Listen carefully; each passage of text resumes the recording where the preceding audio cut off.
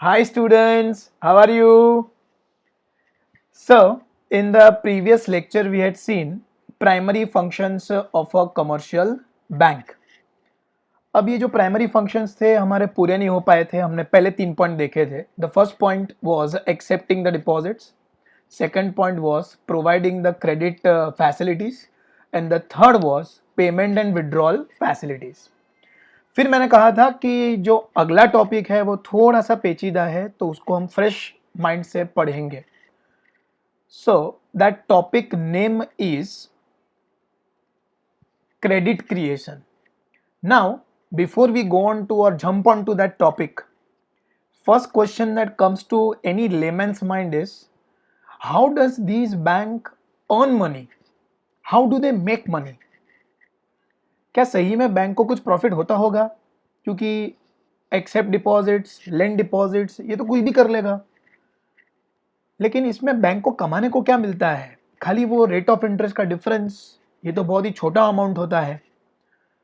सो आज हम समझेंगे कि banking business is why so lucrative, why after so much of accepting money, lending money, and even after so much of frauds taking place in the nation, still the banks are on its own. उनके पेट का पानी भी हिलता नहीं है, तो वो क्यों नहीं हिलता है? आज हम वो प्रोसेस को समझेंगे. Today we are going to understand the process of how banks actually earn money, they create credit in the market. तो इस थियरी को शुरू करने से पहले कुछ अजम्पशंस हमें लेने पड़ेंगे. Now, what do you mean by assumptions? There are certain economists who start the theory, but to complete that theory, they have to assume certain things. ये इकोनॉमिस्ट थियरी शुरू तो कर देते हैं लेकिन कंप्लीट नहीं कर पाते इन assumptions के बगैर. तो वो assumptions क्या है? Let us see that first. Okay? पहला assumption है all transactions are taking place through banks. क्योंकि क्रेडिट क्रिएशन तब भी पॉसिबल है जब सारे के सारे ट्रांजैक्शंस पूरी इकोनॉमी में किससे होते हो? बैंक्स से ही होते हो. कैश में कोई ट्रांजैक्शन होना नहीं चाहिए. तो इस प्रोसेस को हम इजीली समझ पाएंगे.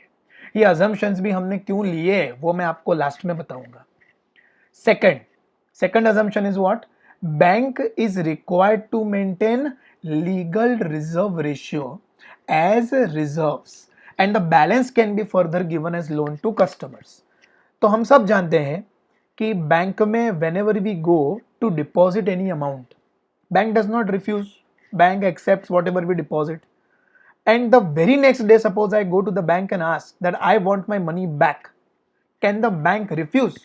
No, which means our money is given to the bank, so bank has that money for certain duration.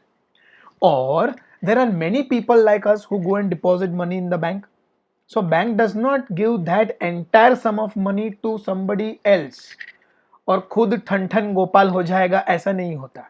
तो बैंक को भी अपने पास कुछ रिसोर्सेज को रखना पड़ेगा उन कस्टमर्स के लिए जो कल सुबह उठ के पैसा विड्रॉ करने आएंगे. क्योंकि हमने इसके पहले वाले पॉइंट में ही देखा, payment and withdrawal facilities bank provide करता है. So if bank gets some deposits, it cannot give the entire bunch or 100% of deposits in the form of loan to somebody else. क्योंकि कल सुबह उठ के मेरे उसी कस्टमर में से कोई आया पैसा मांगने के लिए, तो मैं उनको मना नहीं कर पाऊंगा. So it is mandatory. Mandatory means compulsory for all the banks to maintain some cash reserves, some legal reserves with them, so that they can facilitate the function of withdrawing and payment facilities. That particular ratio is known as legal reserve ratio. अब ये decide कौन करता है? It is decided by the government, और indirectly हम बोल सकते हैं decided by RBI, reserve bank of India. Now what does this legal reserve ratio consist of? So it is a sum of two things. One is cash reserve ratio and the other is statutory liquidity ratio. ये दोनों ratios को add करेंगे तो क्या मिलेगा? Legal reserve ratio मिलेगा. Sir what is cash reserve ratio, what is statutory liquidity ratio, ये अभी दो शब्द ही आपको याद रखने हैं। ये आने वाले लेक्चर्स में हम डिटेल में पढ़ेंगे कि what is the meaning of cash reserve ratio and what is the meaning of statutory liquidity ratio. फिलहाल हमारे लिए क्या है, वो लीगल रिजर्व रेशियो है जो हमें दिमाग में रखना है कि बैंक के पास जो भी आएगा ना, उसमें से ये लीगल रिजर्व रेशियो का जो परसेंटेज गवर्नमेंट ऑफ इंडिया ने, रिजर्व बैंक ऑफ इंडिया ने बोला होगा, उसको हम साइड में करेंगे और बाकी जो बैलेंस बचा वही हम दूसरों को लोन्स एंड एडवांसेस के तौर पे दे पाएंगे। ठीक है, so let us assume legal reserve ratio as 20%। कितना? 20%। क्योंकि हम अभी एक हाइपोथेटिकल एग्जांपल देखने वाले हैं that how is credit created by the banks. Okay, now legal reserve ratio is assumed to be how much? 20%। मतलब बैंक के पास जब जब 100 रुपया आएगा उसमें से वो 20 रुपीज साइड में रख देंगे और बाकी 80 रुपीज ही वो लोन्स एंड एडवांसेस दूसरे कस्टमर्स को दे पाएंगे। ठीक है, so now we understand the process of credit creation. How? Let us assume there is one bank, that is bank A, ठीक है, जिसके पास अपने कस्टमर से आई डिपॉजिट्स कितनी? 100 rupees.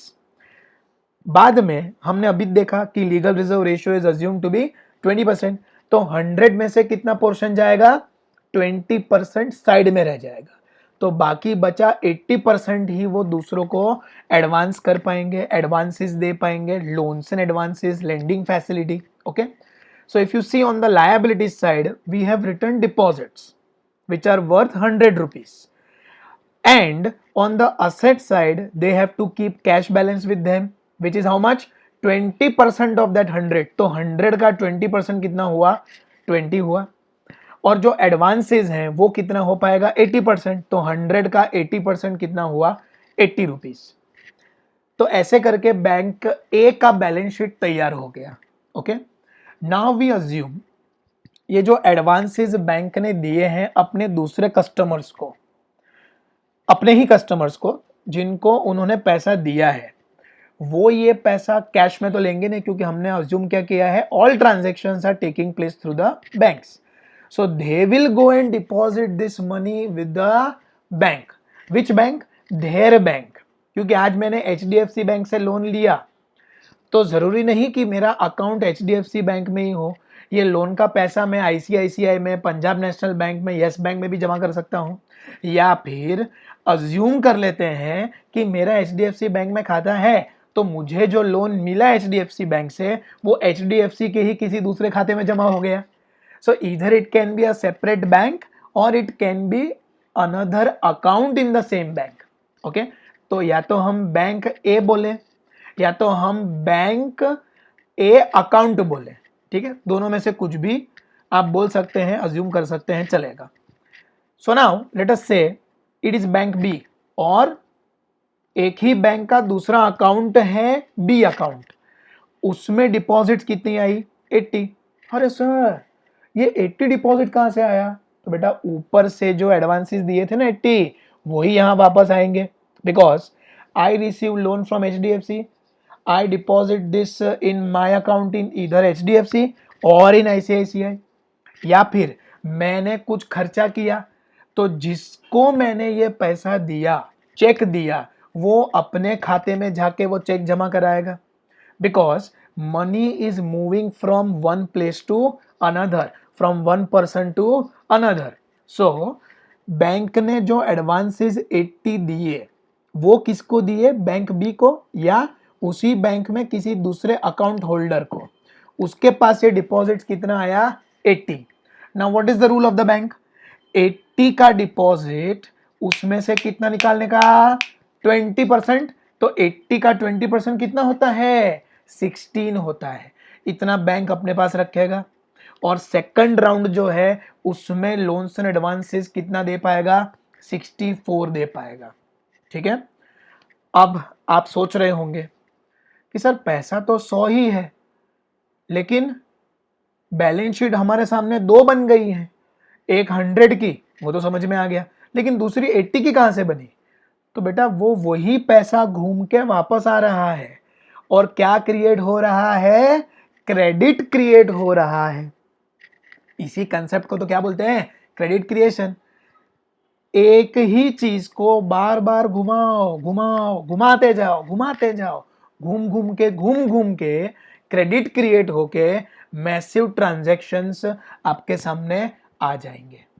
That is the fun element of this credit creation which banks do, and that is the reason why bank earns huge amount of profit, क्योंकि एक ही पैसा वो एक खाते से दूसरे में, दूसरे से तीसरे में, इसकी टोपी उसके सर वो कर रहे हैं और इसी से वो पैसा बनाते हैं। आगे थर्ड स्टेज है, थर्ड राउंड है, उसमें क्या होगा, बैंक सी आ जाएगा। अब बैंक सी के पास देखो डिपॉजिट्स कितने आए, 64 आए। सर ये 64 वो ऊपर वाले ही है क्या, हाँ ऊपर वाले ही 64 हैं जो नीचे आए हुए हैं। अब उसमें से भी वो 20% साइड में रख देंगे क्योंकि legal reserve ratio is assumed to be 20%। तो बाकी एडवांस वो कितना कर पाएंगे थर्ड राउंड में, 51.2 ही कर पाएंगे। सो अल्टीमेटली रुपया 100 ही था, लेकिन उसके उसी 100 रुपये से आपके सामने 3 बैलेंस शीट बन गई है, 100 रुपीज, 80 रुपीज एंड 64 रुपीज।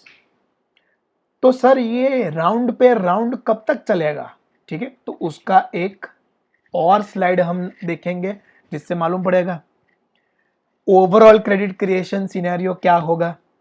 मान लेते हैं सबसे पहले हम बैंक ए की बात करते हैं, या एक ही बैंक है उसमें ए अकाउंट की बात करते हैं। उसमें पहली दफा first time what was the amount of deposit received, 100 rupees. Reserves कितने रखने थे, 20, तो वो साइड में रख दिए। अब लोन्स एंड एडवांसेस कितने गए, 80। यही 80 किसको मिले, बी अकाउंट को मिले। उसने कितना डिपॉजिट आया, 80, उसमें से कितना साइड में रखा, 20%। तो 80 का 20% कितना होता है, 16। तो बचा कितना, 64। फिर वही अकाउंट सी में आया, 64 रुपीज, उसका 20% साइड में रखा, 12.8। तो कितना लोन्स एंड एडवांसेस नया आया, 51.2। वो आया अकाउंट डी में 51.2, उसका 20% साइड में रखा, 10.24। तो बचा कितना, 40.96। और ऐसा बैंक ई में भी हुआ। अब ये कब तक चलेगा, A B C D E F G H I J K L सब कब तक चलेगा, जब तक ये अमाउंट एकदम नेग्लिजिबल नहीं पहुंच जाता।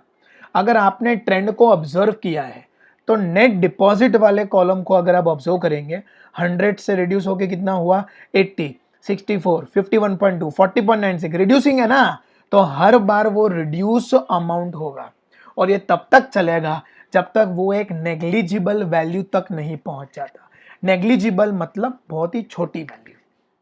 और ये प्रोसेस को अगर आप कंटिन्यू करेंगे ना तो अल्टीमेटली क्या होगा, ये जो बैंक ए से लेकर ई तक का है पता नहीं कब तक जाएगा, लेकिन टोटल कितना आएगा ये मुझे मालूम है, that is how much, 500 in case of net deposits, 100 in case of reserves. New loans कितनी जनरेट होगी, 400 जनरेट होगी। सर ये कैसे मालूम पड़ गया आपको, तो बेटा फॉर्मूला है ना, total credit creation is equal to what, primary deposit upon cash reserve ratio, 100 divided by 20%, that is 500 will be the credit creation जो टोटल होगा, ठीक है। अब उसमें से रिजर्व्स हटा दे 100, और रिजर्व्स क्या है, जो असल में हमारे पास 100 कैश था वो है, और जो एडिशनल हमने जनरेट किया वो क्या है, 400 है। तो मार्केट में टोटल ट्रांजैक्शंस कितने के फ्लोट हो रहे हैं, 500 रुपीज के हो रहे हैं।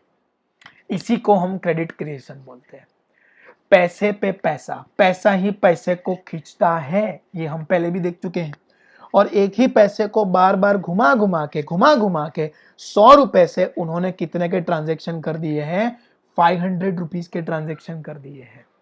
और ये कैश में नहीं हुए, ये क्रेडिट में हुए हैं। इसीलिए इस कंसेप्ट को क्या बोलते हैं, credit creation. Okay fine. Now अगर हम ये अजम्पशन नहीं लेते लीगल रिजर्व रेशियो का, हेडिंग क्या है, if no assumption of legal reserve ratio, कुछ साइड में रखना ही नहीं है, जितना पैसा आया उतना पूरा लोन के अमाउंट पे आप दे सकते हैं। तो क्या होता, अंडरस्टैंड, बैंक ए नेट डिपॉजिट्स आता 100, रिक्वायर्ड रिजर्व्स 0, तो पूरा का पूरा 100 लोन्स ने एडवांसेस दे डाला, वो गया खाते बी में, 100 वापस 0, 100, ये तो बेटा चलता ही जाएगा और इसीलिए उसका फाइनल आंसर अनलिमिटेड हो जाता, इनफाइनाइट हो जाता, अल्फा हो जाता, एट द रेट हो जाता, पता नहीं क्या होता। अनलिमिटेड ट्रांजैक्शंस होते तो हम किसी कंक्लूजन पे पहुंच ही नहीं पाते। रिक्वायर्ड रिजर्व 0 के 0 ही रहते, मतलब बैंक के पास कोई पैसा होता ही नहीं। मतलब आज मैंने अगर 100 रुपया बैंक में जाके जमा किया, बैंक ने तो वही 100 रुपया किसी और को तभी के तभी दे दिया। नेक्स्ट डे में जाके अपनी बैंक के पास जाके मांगूंगा कि मुझे मेरा 100 रुपये में से 60 रुपया विड्रॉ करना है, बैंक क्या बोलेगा, ठन ठन गोपाल, मेरे पास तो पैसा है ही नहीं, क्योंकि गवर्नमेंट ने मेरे को कुछ रखने को बोला ही नहीं। तो ऐसा आपके साथ अगर होगा तो आपको चलेगा क्या, नहीं। और इसीलिए लीगल रिजर्व रेशियो रखना जरूरी भी है, और ये अजम्पशन है तो हम कोई क्रेडिट क्रिएशन के कंक्लूजन पे पहुंच पा रहे, वरना अनलिमिटेड सप्लाई होता ही जाता, और नए लोन्स का भी कोई ठिकाना नहीं रहता, वो भी अनलिमिटेड होता। So there would be unlimited supply of money and theory won't work only, क्योंकि ये कोई थियरी नहीं हुई जिसका कोई अंत ही ना हो, ठीक है। सो ये अजम्पशन लीगल रिजर्व रेशियो का हमने क्यों लिया मालूम पड़ा।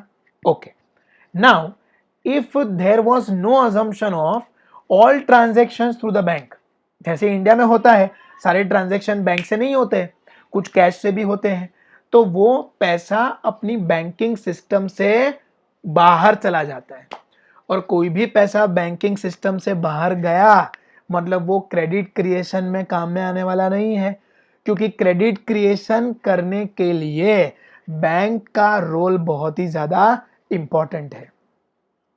So if let us say bank A gets 100 rupees deposit, उसमें से मान लो कोई विड्रॉ कर लेता है और 40 रुपया कैश में खर्चा कर देता है, बैंक में वो पैसा वापस आता ही नहीं है, और मान लेते हैं लीगल रिजर्व रेशियो भी नहीं है, तो 100 में से 40 गया, 60 कहां पे गया, न्यू लोन्स पे गया, किसी और खाते में गया।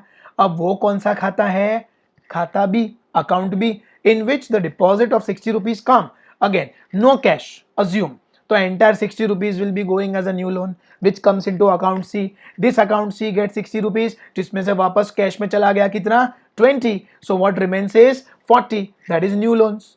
मतलब कोई कंसिस्टेंसी, कोई थियरी कुछ बराबर आ ही नहीं रहा है, कभी 100 है, कभी 60 है, कभी 60 ही रहता है, कभी 60 से 40 हो जाता है, कभी 40 से वो रिड्यूस होके 10 भी हो जाता है।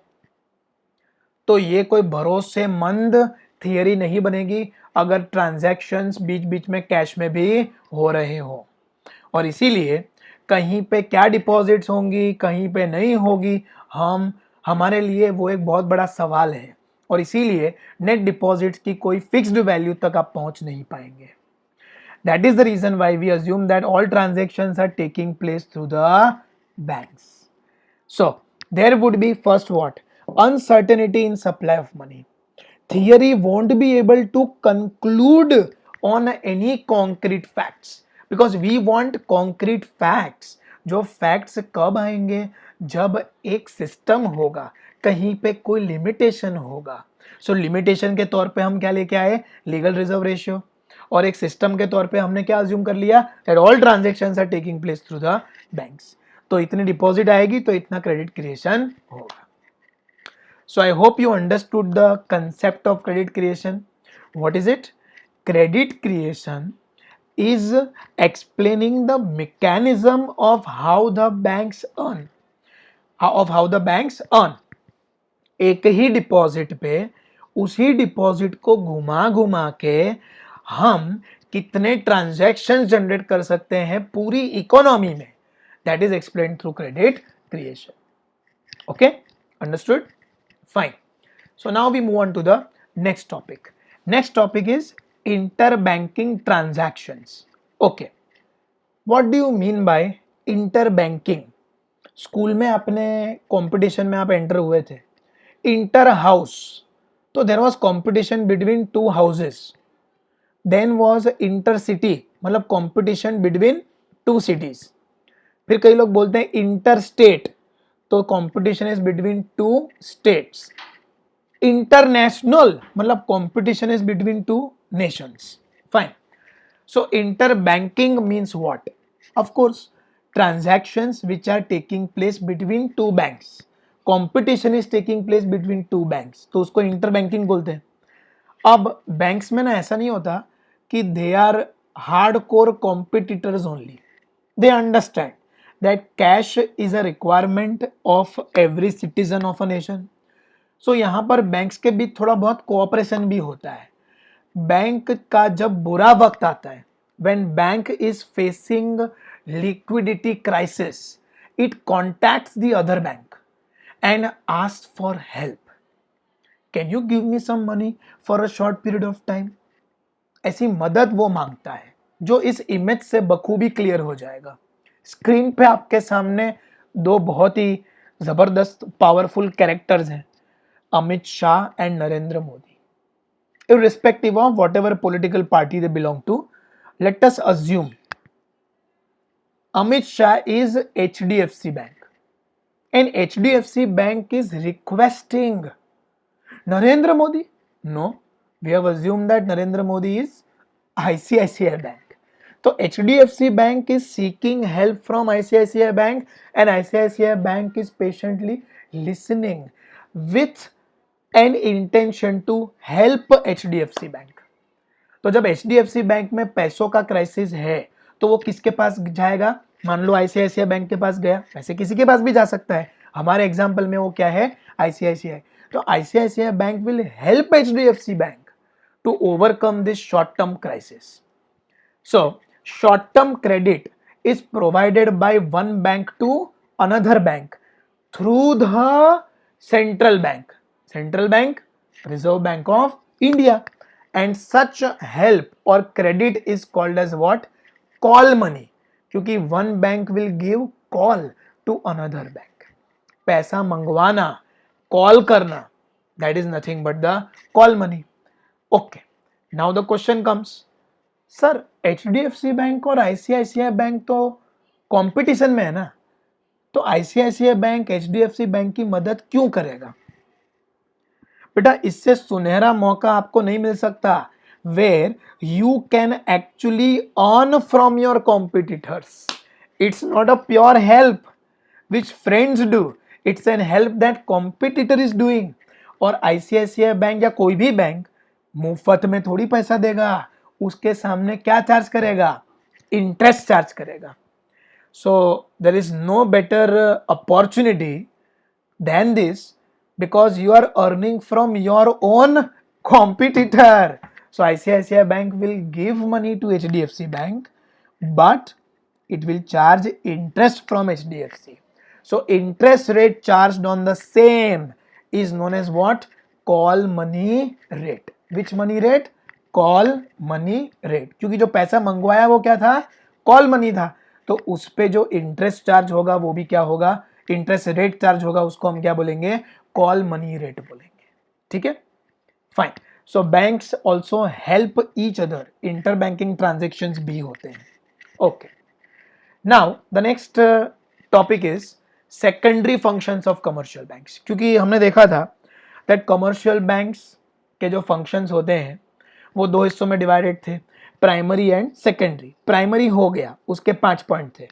Now we are going on to secondary जिसके 2 पॉइंट है. ठीक है, okay. So now secondary functions, उसमें पहला क्या लिखा है?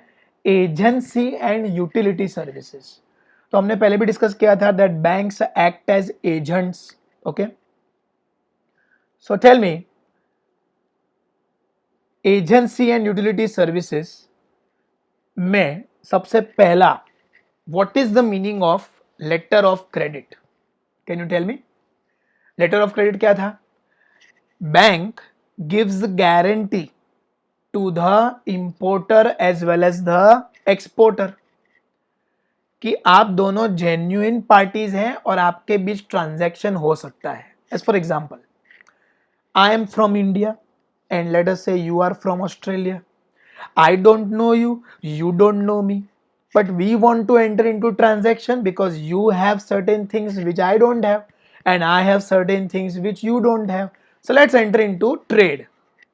अब वो ट्रेड हमें जब करना है तो ट्रेड करने के लिए पहले तो भरोसा होना चाहिए जो हमें एक दूसरे पे है नहीं. So we involve one intermediary.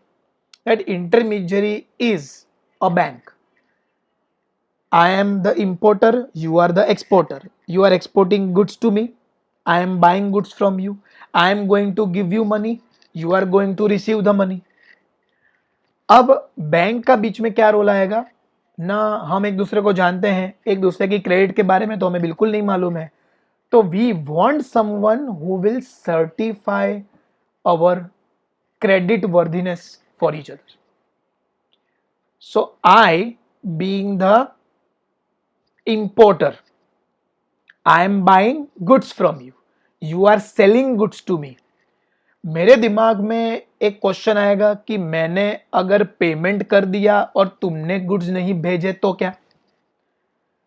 और आपके दिमाग में भी क्वेश्चन आएगा एज एन एक्सपोर्टर कि what if we export the goods but I don't receive the money. ये क्वेश्चन तुमको आएगा. तो तुम्हें पैसों का क्वेश्चन है, मुझे गुड्स का क्वेश्चन है. ये क्वेश्चन के आंसर किस में छुपे हुए हैं? लेटर ऑफ क्रेडिट में.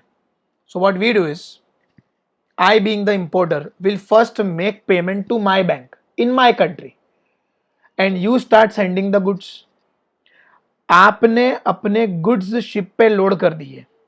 ये लोड आप कब करोगे? जब मेरा बैंक का जो ब्रांच मेरी कंट्री में है वो आपकी कंट्री में उसी बैंक का एक ब्रांच है, आपको इंफॉर्मेशन देगा कि Abhishek sir has deposited the money in India's branch and India's branch will transfer that money to Australia's branch when you start dispatching the goods or the person receives the goods.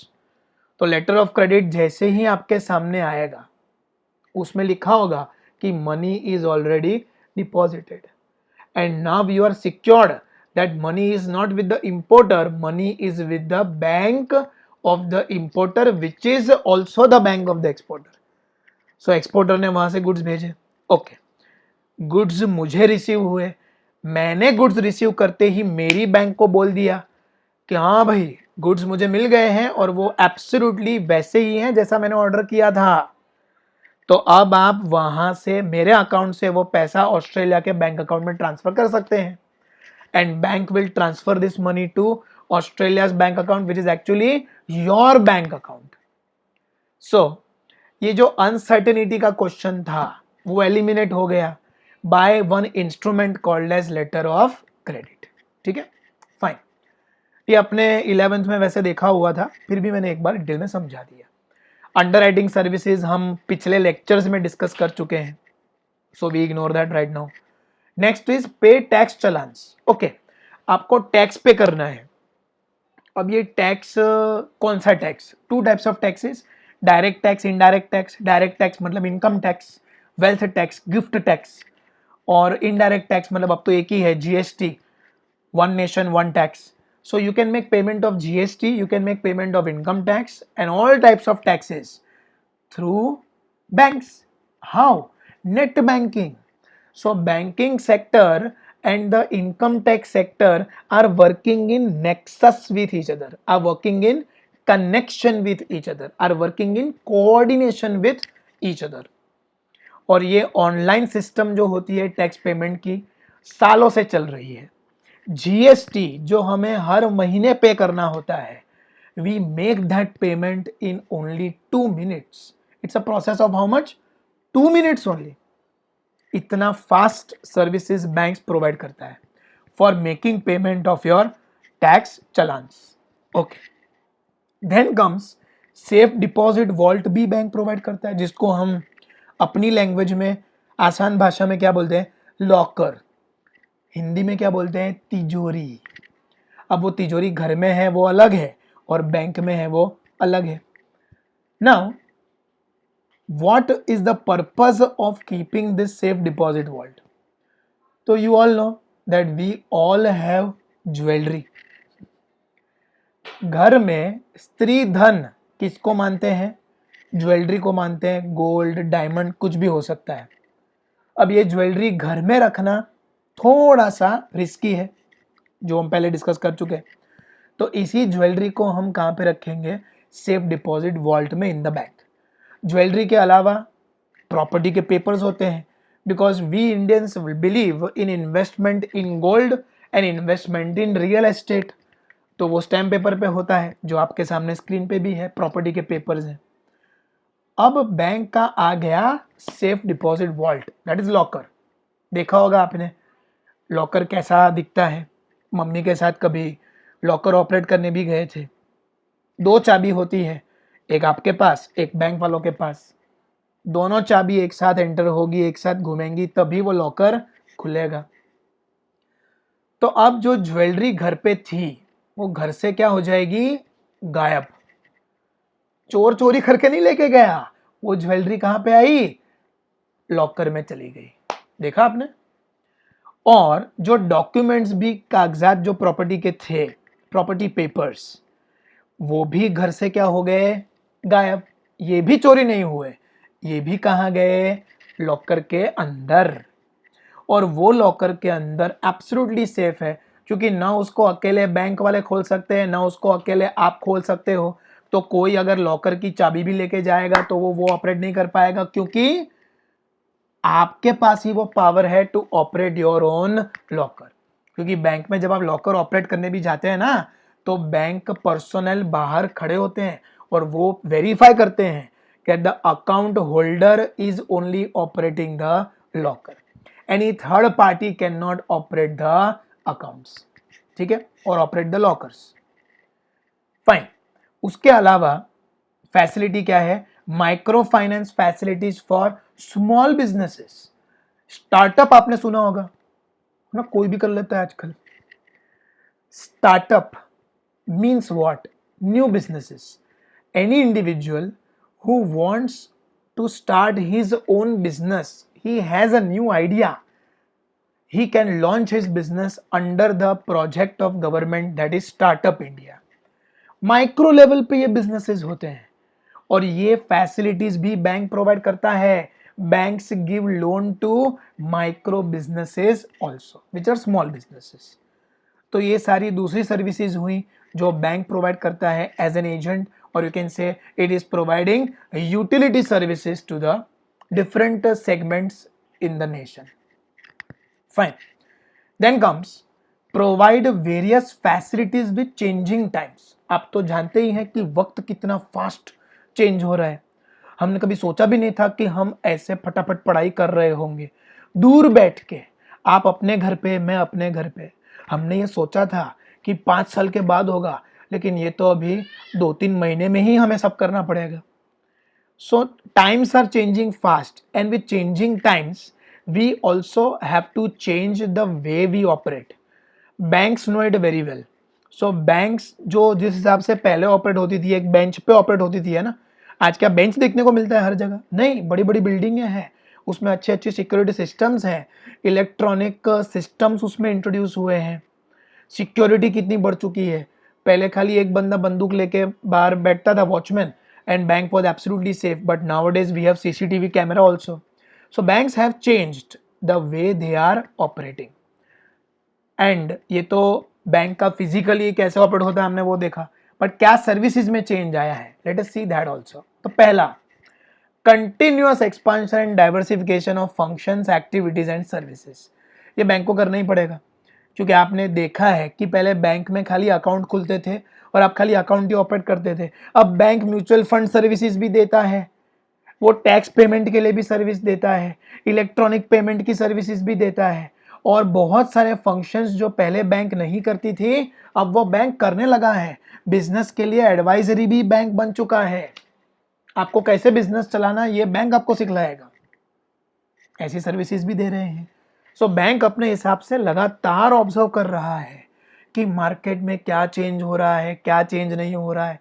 हमें अभी ये service provide करनी चाहिए, हमें वो service provide करनी चाहिए, हमें फलाना फलाना एक्टिविटी करना चाहिए, हमें हाँ ढिमका ढिमका एक्टिविटी करना चाहिए। तो ये सारी functions, activities, services, banks are continuously expanding and diversifying, क्योंकि banking activities are not limited only to banking, it is now entering into many other areas also, जिसको हम डाइवर्सिफिकेशन बोलते हैं। Okay, electronic transfer of money, both these are possible now due to core banking. Both these मतलब कौन सा? अच्छा, core banking का मतलब क्या होता है? We know centralised online real time exchange, centralised online real time exchange, जिसके दो बहुत ही पॉपुलर शब्द हैं, NEFT and RTGS. So what is the full form of NEFT? National Electronic Fund Transfer. National Electronic Fund Transfer. और RTGS का क्या full form है? Real time gross settlement. ये दोनों ही बहुत ही पॉपुलर तरीके हैं to enter into net banking transaction. Okay, अब उसमें डिफरेंस क्या है? तो पहले देख लेते हैं कि NEFT किसी भी अमाउंट के लिए हो सकता है, मिनिमम लिमिट कुछ है नहीं। अब आप बोलोगे सर वहां पे तो स्क्रीन पे लिखा हुआ है मिनिमम लिमिट इज ₹1। अरे ट्रांजैक्शन करना है तो कुछ पैसा तो देना पड़ेगा ना, जीरो तो होगा नहीं, तो 1 लिखा है। In short there is no minimum limit. और RTGS में क्वालिफाई होने के लिए मिनिमम लिमिट कितना आता है? 2 लाख। 2 लाख के ऊपर ट्रांजैक्शन हो तो ही RTGS होता है। NEFT आप किसी भी अमाउंट के लिए कर सकते हैं। मैक्सिमम अमाउंट भले ही यहाँ पर 10 लाख लिखा है, but now that limit is revise to 35 lakh. एक साथ आप एक ट्रांजैक्शन में 35 लाख रुपीस ट्रांसफर कर सकते हैं, चाहे वो NEFT हो या RTGS हो। वीकडे टाइमिंग्स क्या होते हैं? वीकडे मतलब मंडे टू फ्राइडे 8 to 6:30, सुबह 8 बजे से लेकर शाम को 6:30 बजे तक आप NEFT कर सकते हैं। RTGS सुबह 9 बजे से स्टार्ट होता है और शाम को 4:30 बजे कंप्लीट हो जाता है, क्योंकि बड़े बड़े ट्रांजैक्शन होते हैं तो बैंक को भी अपने अकाउंट में पैसों का लिक्विडिटी के बारे में देखना है, तो दे लिमिटेड टू 4:30। सैटरडे को क्या टाइमिंग्स होते हैं? 8 AM to 1 PM for NEFT, और वही टाइमिंग्स RTGS के लिए क्या होंगे? 9 AM to 1:30 PM।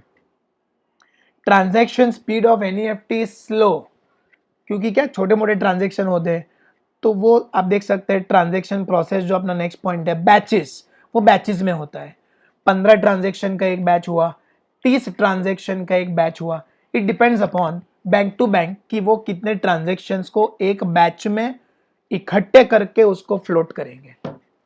RTGS में ऐसा कुछ होता नहीं है, बैचेस में नहीं होता, रियल टाइम होता है। रियल टाइम मतलब मैं अब भी यहाँ पे, जैसे फोन होता है ना, आप फोन पे हेलो बोलेंगे, उसी टाइम पे वो हेलो सामने वाले को सुनाई देगा ना, कि 1 घंटे बाद उसी टाइम पे। उसको क्या बोलते हैं? Real time. आप यहाँ क्लिक करोगे तो वहां एंटर होगा। आप यहाँ हाई भेजते हैं व्हाट्सएप पे तो सामने वाले को तुरंत वो हाई मिल जाता है, दोनों नेटवर्क में हो तो, ठीक है। तो it is what? Real time. Real time मतलब ऑन द स्पॉट। सो वो पेमेंट आपका हो जाएगा थ्रू RTGS, ठीक है। सो ट्रांजैक्शन स्पीड NEFT की स्लो क्यों है?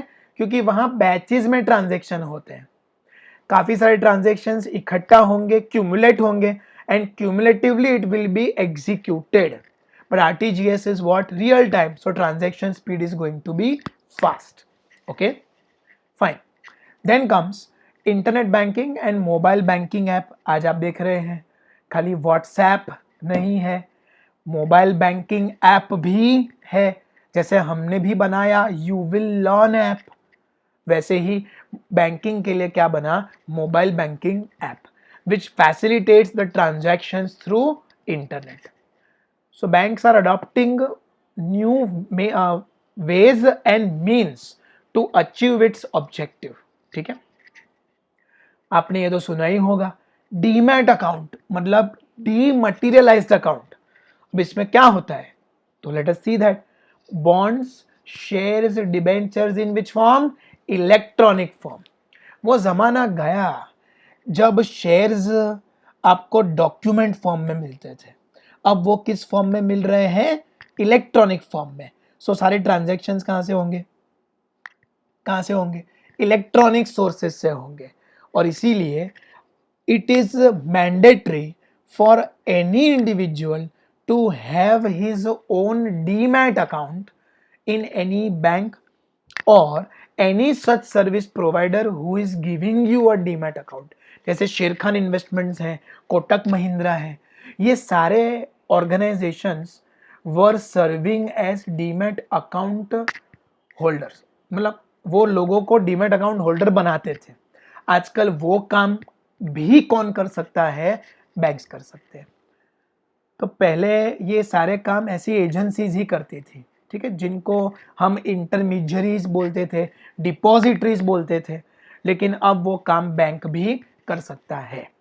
सो आप बैंक में क्या खुलवा सकते हैं? डीमैट अकाउंट, जहां पे इलेक्ट्रॉनिक फॉर्म में आपके कोई बॉन्ड्स हैं, शेयर्स हैं, डिबेंचर्स हैं, वो बिल्कुल वहां पे ट्रांजैक्ट हो सकते हैं, ठीक है, फाइन। सो ये हो गया अपना functions of commercial banks. Answer is complete, but अभी हमने इस आंसर को खाली समझा है, इसको लर्न कैसे करने का, तो उसकी एक टेक्निक है, ठीक है, और टेक्निक से पहले एक स्टोरी है। देखो स्क्रीन पे कौन आया? अमिताभ बच्चन। इसने क्या पूछा? कमर्शियल बैंक्स किसकी है? किसको पूछा? क्योंकि आगे क्या लिखा है देखो, पापा। अमिताभ बच्चन किसका पापा है? हाँ, अभिषेक बच्चन का। तो अभिषेक बच्चन ने जवाब क्या दिया? आपकी है पा, विच मीन्स अमिताभ बच्चन ने क्या पूछा? बेटा कमर्शियल बैंक्स किसकी है? तो देखो अभिषेक बच्चन ऐसा उंगली दिखा के क्या बोल रहा है? आपकी है पा, मतलब सारी कमर्शियल बैंक्स किसकी है? अमिताभ बच्चन की। ऐसा अभिषेक बच्चन बोल रहा है। उसको लग रहा है कि कौन बनेगा करोड़पति में, कभी आईसीआईसीआई बैंक आता है, कभी एचडीएफसी बैंक आता है, कभी एक्सिस बैंक आता है, तो सारी कमर्शियल बैंक किसकी है? मेरे पापा की है। वैसे भी अभिषेक बच्चन को ज्यादा कुछ आइडिया रहता नहीं है ना, फिल्म इंडस्ट्री का वो राहुल गांधी है। खैर छोड़ो। सो अभी वो जो बोल रहा है उसी से अपना शॉर्टकट है, मत भूलना। कमर्शियल बैंक्स किसकी है? तो बेटा क्या बोला? आपकी है पा। आपकी का स्पेलिंग क्या लिखा है मैंने? APPCI। थोड़ा मॉडर्न ढंग से बोल रहा है वो। ऐप की है पा, फॉरेन एसेंट में, ठीक है, ऐप की। अब आप बोलेंगे सर आपकी का स्पेलिंग तो AAPKI नहीं आएगा। हाँ आएगा ना, लेकिन थोड़ा बहुत अपनी सुविधा के लिए हम मॉडिफाई नहीं कर सकते क्या? CAT कैट हो सकता है, तो CI काई क्यों नहीं हो सकता, या की क्यों नहीं हो सकता? सो ऐप की है पा, APPCIPA, ये शॉर्टकट है। अब उसमें आपकी अलग है और पा अलग है, तो आपकी A for accepting deposits, P for providing credit facilities, again P for payment withdrawal facilities, C for credit creation and I for interbanking transactions। तो ये हो गया आपका शॉर्टकट। प्राइमरी फंक्शंस लर्न हो गए, और सेकेंडरी फंक्शन तो बेटा दो ही थे, तो उसमें PA दैट इज पा। सो P for providing various facilities with changing times, जो हमने अभी देखा, and A agent and utility services. Okay, तो ऐसे आपको आंसर लर्न कर लेना है। एक बार फिर से देख लेते हैं। पापा ने क्या पूछा? बेटा कमर्शियल बैंक्स किसकी है? कमर्शियल बैंक क्यों? क्योंकि ये फंक्शंस ऑफ क्या है? कमर्शियल बैंक्स है। तो बेटे ने क्या बोला? आपकी है पा। कमर्शियल बैंक किसकी है? आपकी है पा। सो आपकी APPCI और पा PA। So A for accepting deposits, P for provide credit facilities, again P for payment withdrawal facilities, C for credit creation, I for interbanking transactions. Then comes secondary function, so P for providing various facilities with changing times and A for agent and utility services। तो ऐसे करके आपका answer learn हो जाएगा, ठीक है। तो बस फिर आज के लिए इतना ही। Okay bye.